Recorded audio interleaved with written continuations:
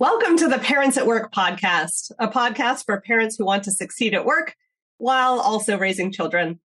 My name is Lori Mihalich-Levin, and I'm a healthcare lawyer, founder of a program called Mindful Return that helps employers retain their new parent top talent. And I'm mama to two wonderful redheaded boys. At Parents at Work, we are back after a couple of months. We've had several bouts of COVID in our house. We went through the holidays and just had general life stuff happen. So I'm super excited to be tuned in again with my wonderful co-host and amazing husband, Jason Levin. Hey, Jason. Hey, Lori. Amazing wife. I think you're hitting on something that's really important, that we did take a hiatus for all these different things. And Lori, I appreciate you powering through after having COVID recently. So one of those things where we're all just trying to balance everything. So I'm the founder of Ready, Set, Launch LLC, where I'm a speaker, trainer, and coach. I advise executives on how to grow their professional services practice and make intentional career transitions. My debut book, Relationships to Infinity, The Art and Science of Keeping in Touch, is available on Amazon and wherever you find books online. So if you've been following along at all with Parents at Work, you know that we interview a handful of moms and a handful of dads in different sectors or industries. And today we're so excited to be kicking off our pair of episodes focused on moms and then dads in the consulting world. Today we have two fantastic consulting moms with us, Liz Lapetina and Brooke Weddle. And I'm going to tell you a little bit about Liz, and then Jason's going to tell you a little bit about Brooke, and then we will dig into the conversation with them. Liz Lapetina is a managing director with Deloitte Consulting, focused on healthcare operations and business transformation. Liz has experience working with PBMs and health plans on new business model launches, business transformations, consumer experience and strategy, and performance improvement initiatives. Liz is also involved in Deloitte's well-being initiatives, leading adoption of well-being strategies at one of the firm's largest accounts. Liz lives in Minneapolis, Minnesota, where it's February right now. I imagine it's a little cold there, with her husband, James, her two daughters who are ages 7 and 5, and her dog. In her spare time, Liz enjoys reading, riding her Peloton bike, and serving as the cookie manager for her daughter's Girl Scout troops. We'll have to talk about our favorite Girl Scout cookies. Okay, over to you, Jason. We're definitely going to have to talk about our favorite Girl Scout cookies, that's for sure. It's my pleasure to introduce Brooke Weddle, who's a partner at McKinsey & Company. As a leader in the firm's people and organizational performance practice, Brooke helps organizations across the world achieve sustained performance through transformation. Globally, she leads the Change Leaders Forum, an executive capability building series on transformational change, and McKinsey's organizational work in advanced industries, aerospace and defense, automotive, and electronics. In addition, she leads the firm's culture and change management work in North America. Brooke lives in Northern Virginia with her husband, Miguel, and her two children, who are 8 and 10. And in addition to all the wonderful things about Brooke, she too, like me, is a wonderful appreciator of network theory. And one of my favorite articles that she wrote was on social capital, building back better relationships at work. Welcome, Brooke. We're so excited to have you both here. Okay, let's start first with the Girl Scout cookie question, because that's just a good place to start. Liz, Yes. your favorite Girl Scout cookie, and then Brooke. Well, I'm going to tell you my favorite Girl Scout cookie is the Caramel Delight or Samoa, depending on where you live. And my deep, dark secret, I do not like Thin Mints at all. Oh, that is a deep, dark secret. And I also didn't know that Samoa's had another name. Oh, dear. I grew up in Samoa land. Brooke, any favorite Girl Scout cookie? Well, that was actually a good segue because Thin Mints are my favorite. They are amazing and thin enough that you can eat so many and not feel particularly guilty about it. Well, as we always try to have a diversity of viewpoints represented on this podcast, I'm glad that you're coming at it from different angles. Jason, do you want to weigh in? For me, it's either Thin Mints that have been in the freezer. So I like a really cold Thin Mint, or a s'more that has been microwaved for 5 seconds. Ah, excellent. Yes, I'm definitely a Samoa or shoot, Liz, help me out here. What's the one with the peanut butter in the middle? Caramel Delight. There's one that has peanut butter in the middle too. It comes in an orange box. The peanut butter patty or tag-along. Tag-along. It's tag-along. Is it the do-si-do? And the do-si-do. That's what I'm thinking of. It's a do-si-do. Yeah. Actually, I like all Girl Scout cookies. Liz, let's start with you. In terms of working parenthood, can you tell us a little bit about your own personal working parent story, Liz? Yeah, absolutely. So I have always worked in consulting. I had my children a little bit later in my career. So I was a senior manager kind of a couple years away from the partner managing director track when I had my first daughter. I was very invested in my career and what I did before I had kids. I knew it would be a major change to have a child, have a career in consulting, but I wanted to really give it a fair chance and see how I adapted to things, see how it worked for our family, for our daughter. I also had the opportunity to look at a number of my colleagues and see how they had adapted to the transition. And one of the things that I knew right away was that we were going to need really solid, reliable, full-time help.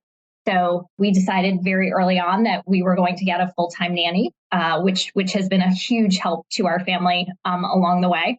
I think a common consideration for women who have consulting careers when they have children is whether or not they want to take an internal role and have a period of time where they're not traveling and may not have the same level of responsibility. I actually never did that. I kind of felt like, let me see if client service still works for me. Let me see if travel still works for me. So my maternity leaves were both 5 months long, which is a fabulous benefit that I really encourage employers to think about. I think it makes a huge difference versus returning after, 6 or 12 weeks. Once I returned after maternity leave with my older daughter, Anna, went back into client service. I was really lucky to have, there's 3 people I can point to who have been strong sponsors of me and my career. And, one of them really helped me get back into a large healthcare account, with a good pipeline of work. I was able to get back into client delivery and things were kind of humming. And then a little over a year after returning with my first daughter, I went back out on leave because I was having my second daughter. They're only 20 months apart. After that maternity leave, I was coming back with a barely 2-year-old and an infant. So it was another sort of inflection point around, okay, this was doable with 1. Is this doable with 2? This time actually, did consider other career options, other possibilities, but I also considered advice that it actually may have come out of your mindful return course, Lori. I can't quite remember, but that not to make any huge decisions in sort of that first 6 months back to work. And again, my sponsors were sort of there for me again. And 2 of them really helped me get a role that was in my sweet spot in terms of the work that I really love to do, a great group of clients I was working with, and they were just starting a major 2-year transformation of their pharmacy business. So by getting onto that project and knowing where I was going to be, where my sales and my revenue, which are kind of 2 important metrics in a consulting career, where they were going to come from, that was sort of key to my success. And I sort of found that role, I thrived, and I really sort of haven't looked back. And I think the final thing I would just say is going through this career journey and these transitions as we've had kids and my roles have evolved. My husband, James, and I have really tried to approach this as like family decisions and sort of periodically stepping back and saying, are our careers working for each of us? And are they working for our family? And if not, let's talk about what we might need to adjust. I love that intentionality and reflection that you're building in there, Liz. Thank you for sharing your story. It's really one that highlights the real importance of mentors and sponsors. And I think your question, is this doable with 2, is one that has crossed a lot of people's minds and folks can relate to. You also mentioned that point about not making major decisions in the first couple of months back from leave. And that is absolutely one of the principles that we try to teach in Mindful Return is just see how it goes and see what happens. And I'm glad you were able to take that pause. Brooke, over to you. We would love to hear your working parent story as well. My working parent story starts in Seoul, South Korea, where I had my son, my first child, Alejandro. first-time parents in a different country. It was different on many levels. At the time at McKinsey, I was an engagement manager, which is the equivalent of a project manager. I kind of took at the time, I think it was 3 months, and enjoyed every second of it. Came back and I, had the opportunity to have a really incredible support system in Korea. And we were working with just an amazing nanny. We actually went back to Korea this year and met up with this amazing nanny. That's how incredible that relationship was. And so went back to work. And at the time at McKinsey, given that I had moved countries and continents, I had actually already switched over to focusing on a kind of client service that is centered around assets and solutions. So I was leading our portfolio of org solutions and assets. And these are designed to help you quantitatively measure aspects of your organization. And it was a good fit for me, given that my background as a PhD is in social science. So I was still serving clients, but in a way that was a little bit more, I would call it predictable, which was helpful. So that was the first kid. And then actually 14 months later, we had my daughter, so very close in age. And that wasn't entirely by design, but I wouldn't have had it any other way. Actually, to this day, our kids are incredibly close. And it was like 2014 was a blur, but we got through it, did a lot of diapers. And I actually returned to work very shortly after my daughter was born, Ava.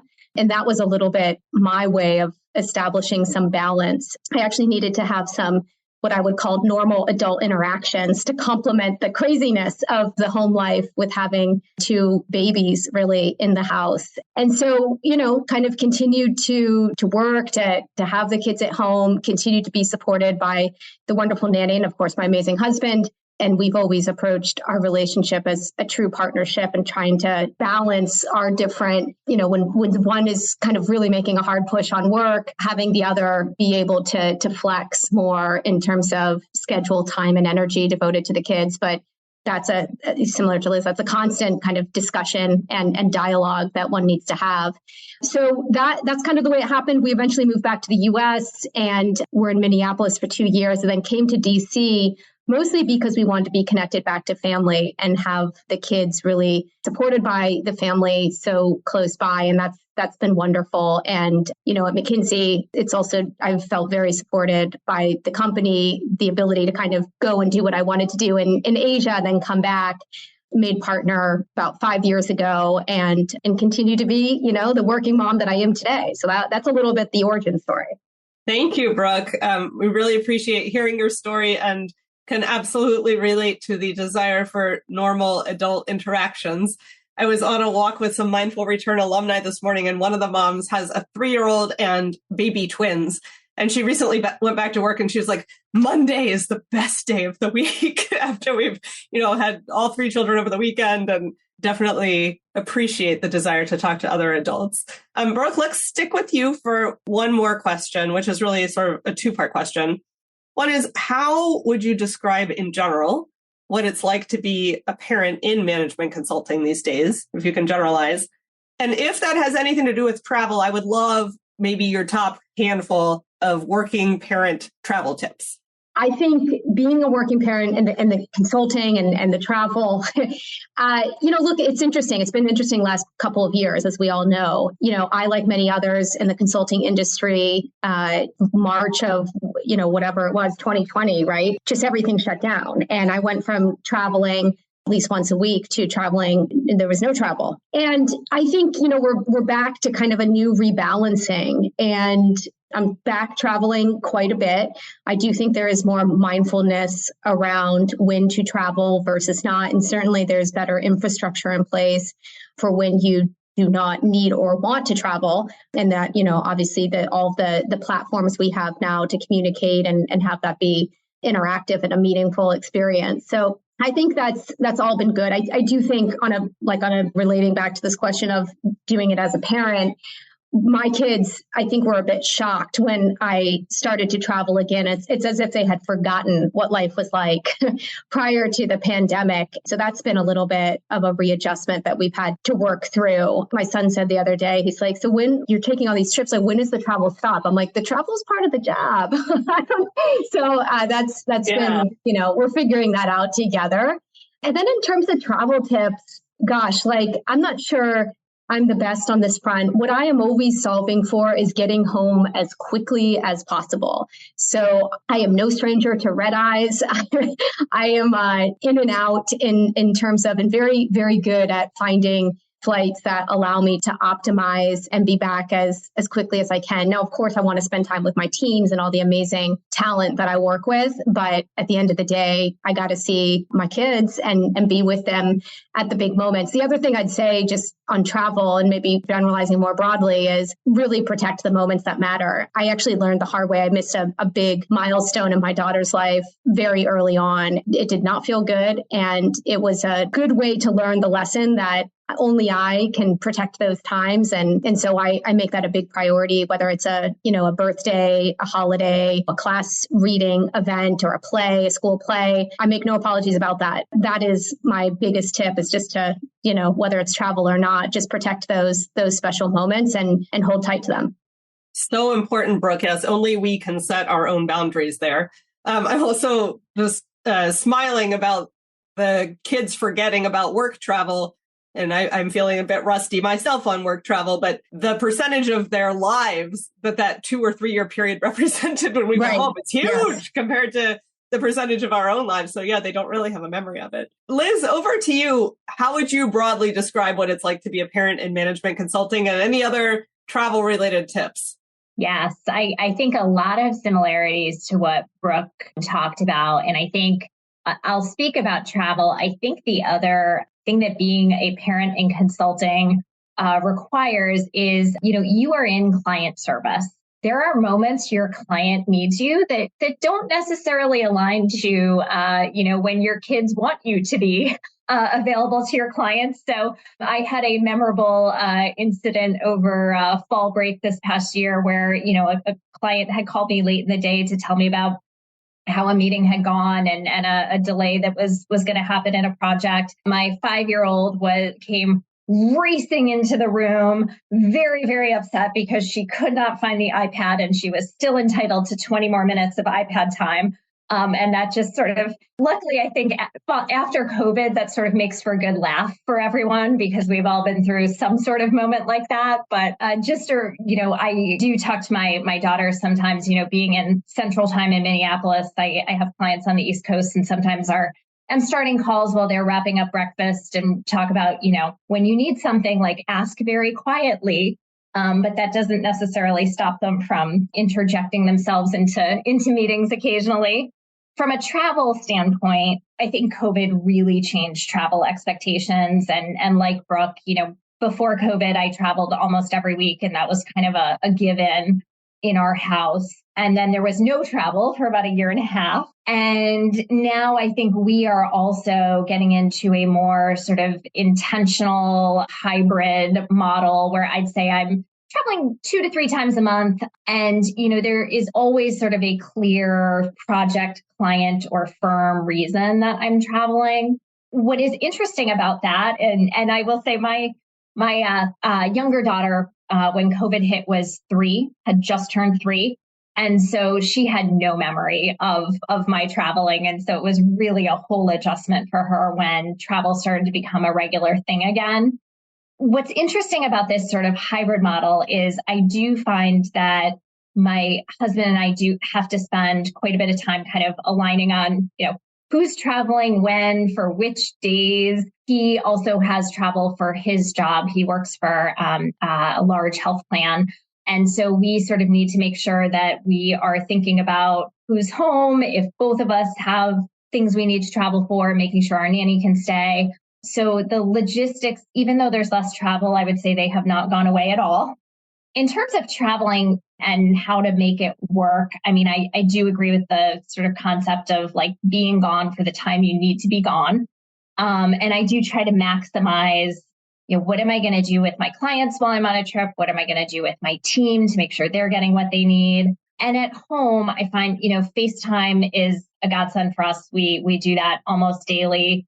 And then for longer trips or times when I'm going a long distance, like I actually went to India for work a couple weeks ago, the promise of gifts at the end of the trip goes a long way towards making my kids very comfortable with travel. Love that, Liz. Those are some fantastic tips. I was also just laughing at the demand for the remaining 20 minutes of screen time. We also have little people, not so little anymore, in our house who count exactly. I have 7 minutes and 37 seconds left, mommy, so they're very up on it. Oh, yes. She is not going to be shorted. Exactly. 5 minutes. Yes. Wonderful. Over to you, Jason, for our next questions. As a coach and trainer, I think it's our children's ability to lean into their leadership skills as they work on their ability to negotiate. So that is a constant conversation. I want to start with Brooke on this question. And I love how both Liz and Brooke, you really are leaning and accelerating in your careers while managing all of these different types of logistics. And no doubt it takes a whole deal of support to make all that happen. Brooke, I'm curious, what workplace supports did you find particularly helpful as you became a working parent? Yeah, totally. I will talk about that. Just on picking up on this idea of gifts, though, just for a second, I just got to add on to that.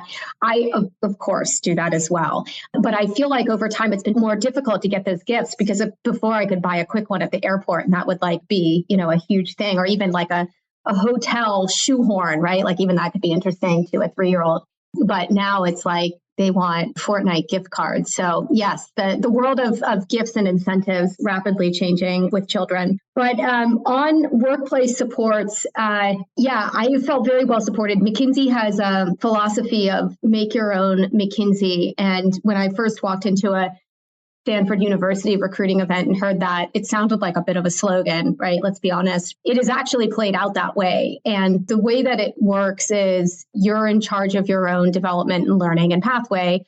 It's on you, right, to ask for what you want, essentially, and McKinsey will do its best to support you. So I have felt like that has actually been very true of my experience. And like I said, whether that's going to Korea or having 2 kids, the way it works is, we mentioned this before, the sponsorship aspect of making your own McKinsey, and particularly in the way I've made my own McKinsey, is not to be underestimated at all. When I first got to McKinsey, I thought that I was one of these people that, hey, I'm going to work hard and basically get, deliver impact on my project. And that's how I will get ahead. And of course, that's a big part of success. But having that network of sponsors and champions to really create opportunities that you yourself cannot create is just enormously helpful. And McKinsey does a lot on that front, right? For instance, we do it's something that's happening now. It's our annual mentorship and sponsorship survey. And we actually hold people accountable for, the level of sponsorees and mentees that they have,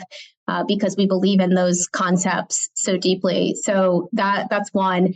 The other thing I'd say, kind of back to the Korea point, is McKinsey places a great deal of emphasis around creating global leaders and citizens.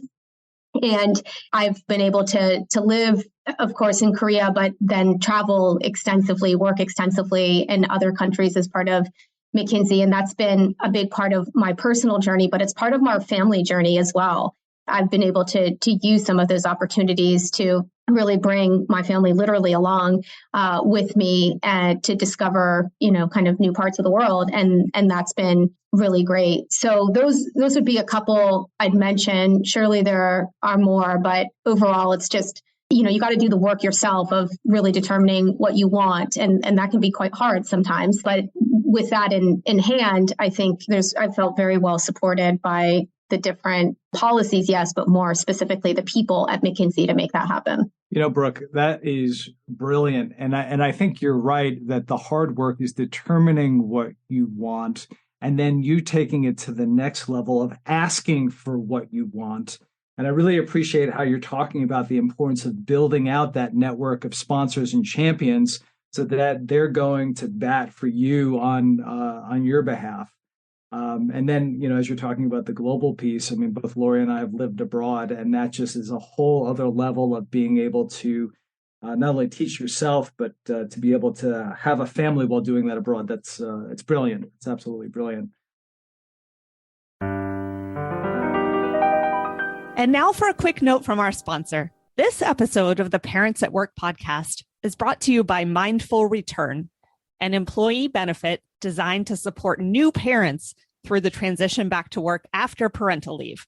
Hi, I'm Lori Mihalich-Levin, CEO and founder of Mindful Return. When I went back to work after maternity leave, twice, after having two sons about 2 years apart, I realized that I could take a course on any baby-related subject under the sun, from making a birth plan to pumping milk to even pureeing baby food.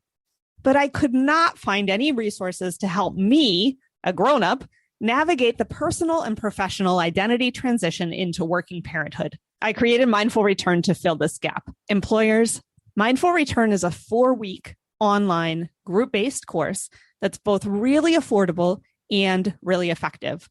Our employee retention statistics among our course alumni are off the charts. Head over to mindfulreturn.com and click on For Employers in the navigation tab to learn more about bringing our programs for working parents to your workplace. 75 employers already offer Mindful Return as a parental leave benefit, and we'd love to give you a quick behind-the-scenes tour of our courses. Again, head over to mindfulreturn.com and click on For Employers to get in touch.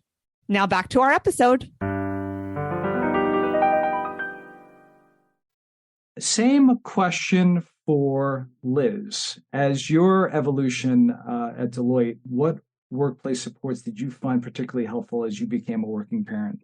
I think similar to Brooke, there was a combination of structural support, but also having the right sponsors and practice support to give me flexibility in places that I needed it. So as I mentioned before, we have about 24 weeks of parental leave, which I think is fantastic and really gave me the time to feel like I had spent really quality time with each of my daughters, had some time to myself, and was ready to come back and energized to get back to work. We also have a backup childcare program that I have found to be very useful at times. Again, that concept of client service, sometimes the moment your clients need you can also be the day that your nanny has the stomach flu. And it has really helped with being able to maintain a level of continuity in work that wouldn't otherwise be possible. But, I think what the structural things help, but I think what has really enabled me to be successful and also been most valuable for some of my colleagues who are parents is a level of informal and formal sponsorship. So I am involved in our sort of management of our senior managers, which is a time in life when people often are having children additions to their family. And we do really make an effort to think about who is someone who is willing to be a sponsor for that individual, willing to help them with the off-ramping as they, transition to experience this life change, the on-ramp as they return, making sure people are finding roles that kind of align with what they're looking for in terms of type of work and travel expectations. I think that is, really critical for success in a profession like consulting. I mentioned that I was in India a couple weeks ago, and while I was there, I did a women's sort of networking and career development session. And there were a couple questions that people asked around, there are times when I've wanted something, but I've just been scared to ask, or, I've been worried that I'll be perceived as weak or not a team player if I do it. And so my colleague and I, said to the room, we said, raise your hand if you have ever taken that step and asked for support or an accommodation or relief on something. And most of the hands in the room went up. And I said, now raise your hand if you were told, no, we won't help you. We can't accommodate that. And not a single hand went up.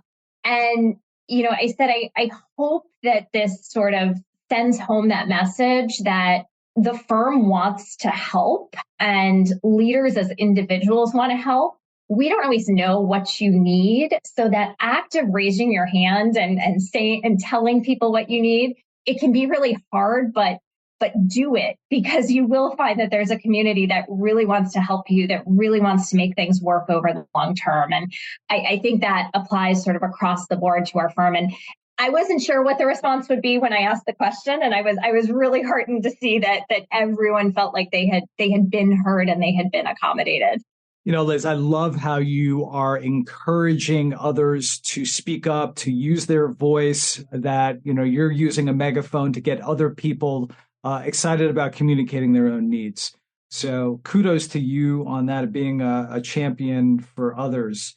Back to Brooke. I want to kind of pivot. As a coach, I'm always curious about people's journeys.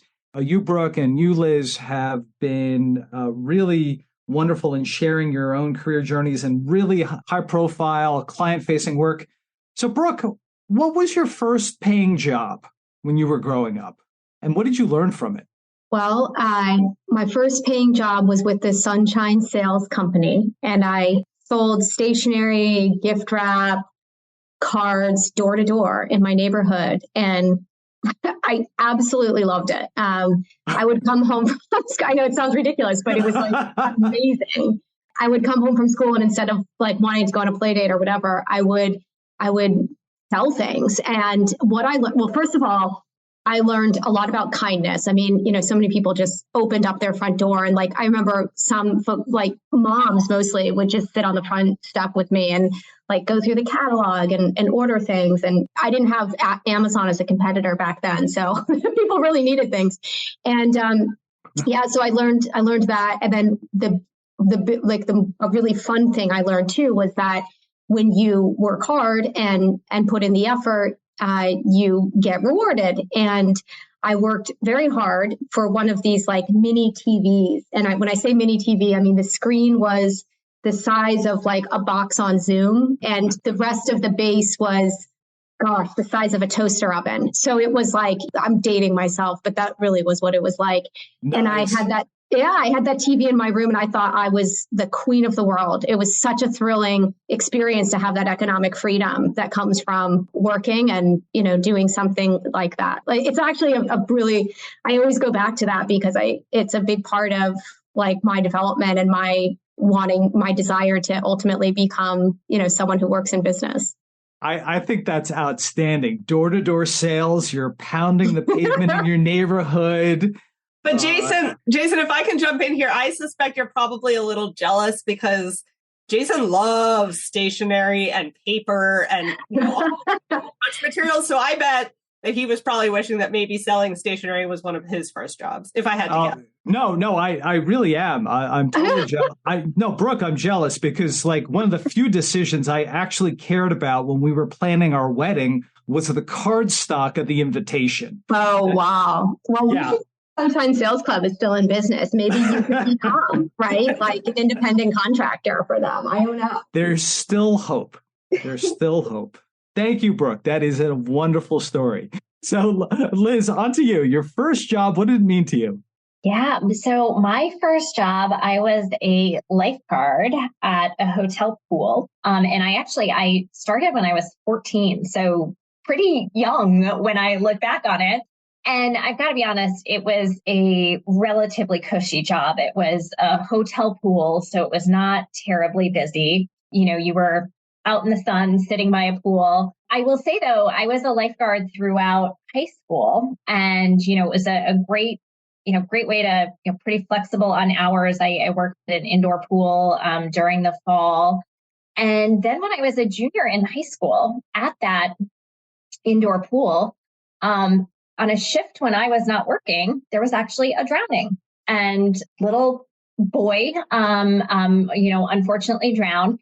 And that was a little bit sobering of an experience. And not that I didn't take the job seriously from the get-go, but it really hammered home to me that, you need to have your eyes on the pool at every moment, and you never know when things might take a turn. Even to this day, I am the mom at the birthday pool parties who is like glued to the edge of the pool, watching to make sure all of the kids are staying safe. So that's sort of been a life lesson that has stuck with me.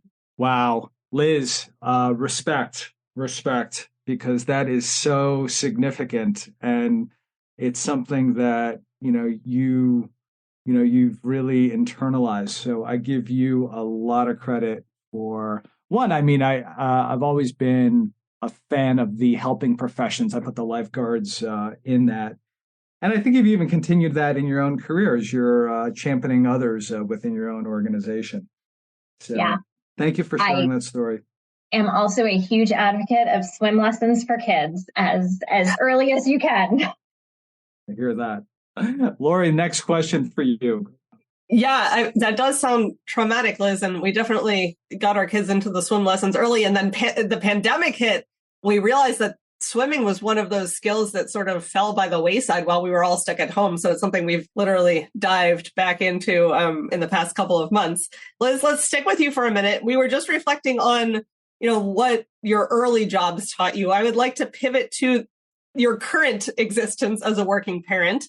What skills do you think that you've gained through parenthood that are particularly helpful to you in your consulting role? I think that, to an extent, I'm not sure why parenting helped with this, but I feel like it has given me a better ability to put myself in someone else's shoes and think about what they are experiencing, what might motivate them, what might, be demotivating to them. Some of that may come from having two daughters who are both have firm opinions of their own and trying to keep the family harmony. So it has definitely helped with that. It has also made me smarter with my time. It occurred to me very early after coming back from maternity leaves that I had 10 hours of childcare a day. And that was 10 hours to get, my work done. And I think I got much better at, prioritizing what absolutely had to be done and working my way through that list. Third thing it has helped me with is helping others to think about where they want to go and, set a path to do that. And again, I think just motherhood has sort of opened my aperture to the fact that people have different career paths, have different career goals, and really sort of thinking about the individual and what they are telling me where they are hoping to go, and then supporting them as we think about what it will take to get them there. Thank you, Liz. I can relate to all three of those. Brooke, over to you, our stationary saleswoman. Yeah, forever I will be known as that danger in that story. Yeah, so what a great question, first of all. I would say three things. The first one has got to be, I think I truly have become a better listener as a result of,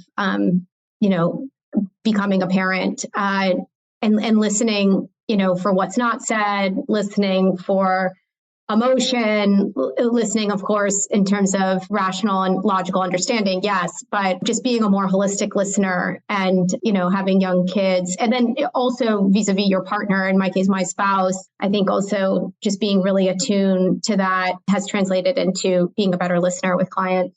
The second one I would say is an ability to remain calm. Lots of stuff goes wrong as a parent, big and small. And, I think just having an ability to stay centered, irrespective of what happens, and certainly at work, there's a lot of challenging, problems that we work on. And, that includes kind of, again, intellectual problems we are trying to solve, but also relationships and trying to work things through. And there's just a lot of complexity. And so I think, an ability to kind of remain calm and centered and focused has certainly been a skill I have honed as a parent. And then I think related to that one, the third thing I'd say is a sense of humor. related back to this notion that many ridiculous things happen as a parent. And I think I probably took myself a little bit more seriously before having kids. And now I'm like, look, there's a lot that happens, and we can find humor and goodness in that. That's helped me build better relationships with my clients, whether it's sharing a joke or making light of something, again, in the appropriate context. That I think has been helpful, or with a team, right? Like, there's nothing better than a good joke with a team in a team room where everyone's a little stressed out, right? About trying to make a deadline or whatnot. Yeah, lots of learnings, but those would be the three. Those are amazing. There's nothing like parenthood to demote the ego and make humor very important. Yes. Back over to you, Jason, to bring us home with our couple of final questions.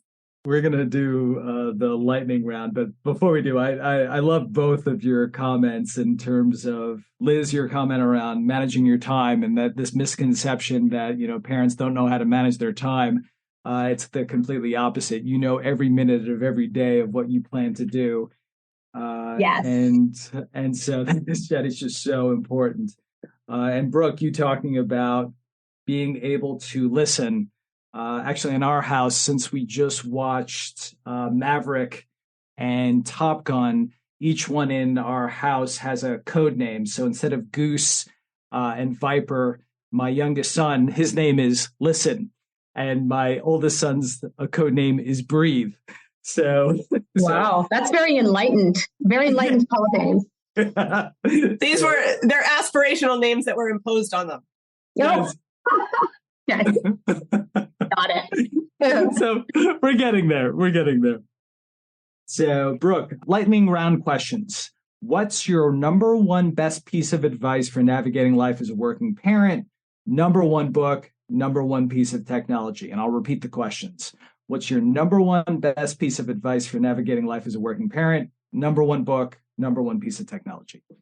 So I think the number one piece of advice is just to stay calm, like picking up on the theme here, like this too shall pass. It can be ugly in the moment, but life goes on, and things more or less get better over time. So take a breath, keep going. One of the books, not to be too cute about it, but one of the books that actually I've been reading is called Deliberate Calm.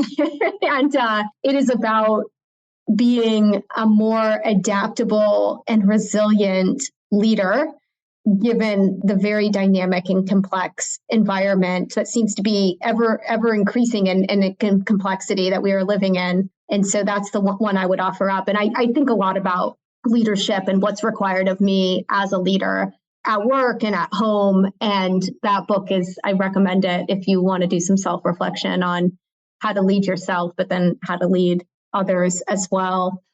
And on technology, gosh, I'm a bit boring on that front. I'm pretty analog as a person. Of course, I have all the necessary consulting technology, but yeah, I guess if my kids said that, I'm trying to see what would they say. I guess it's my Apple Watch. I do run a lot, and I love my watch for just keeping all of the data and stats on that. I'm actually training for a marathon. I haven't done a marathon since I had kids, and I'm doing a marathon this year, the Mexico City Marathon. So I'm pretty pumped about that. And my watch will come with me.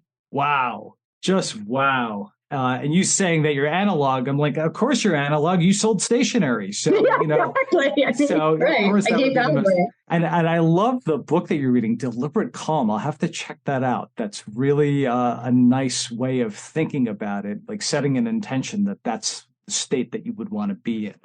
So those are some really cool ways to think about that. Thank you, Brooke.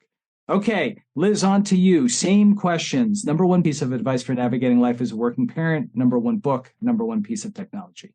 I am going to when it comes to advice, I'm going to come back to the mindful return advice. And maybe as you get into the thick of parenthood, it's not, no changes in 6 months, but, kind of a no sudden moves, right? I think we all have the bad day, the bad week. I think it is still important to be deliberate and thoughtful when we make major career moves.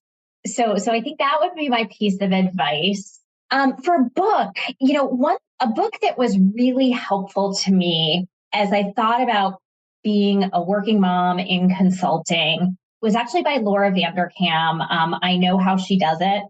I think I read it when I was on maternity leave with Anna, my older daughter, and it really helped reframe how I thought about time. So she takes a sample of, executive women, has them track their time for a week, and then she analyzes it. And the couple things that stuck with me were that concept of a week rather than a day, sort of anchoring how I thought about how I spent my time and particularly the time I spent with my kids. If you work in consulting, you are likely to have some travel. And, I did get some questions like, there are going to be days you miss.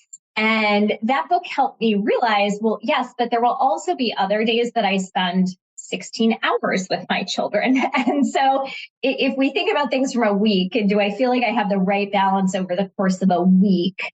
That was just a really helpful orientation in terms of time for me. One of the other interesting findings of that book, though, was we don't work as much as we think we do. And be thoughtful about how you're spending your leisure time, rather than it being kind of, I have my laptop open, I'm sort of answering emails, but also watching TV, but it's kind of just in the background. I've really started to think about, okay, maybe there's 2 things I need to get done for work after the kids go to bed. I'll do that and then close the laptop and let's watch a show I really care about or read a book that I'm really interested in. And so trying to really make sure I'm thoughtful about leisure time versus having this sort of, kind of working, kind of leisure time. And then the last question was technology. I would say for me, the Kindle and Libby apps on my phone were real game changers to me. And again, thinking about carving out leisure time, I loved to read, but obviously, lugging a book around with you all the time is not super convenient. And even I have a Kindle, which is great, but lugging that around the house or, when you're off on errands and stuff isn't super convenient either. So I read over 50 books last year. Majority of them were on the Kindle app.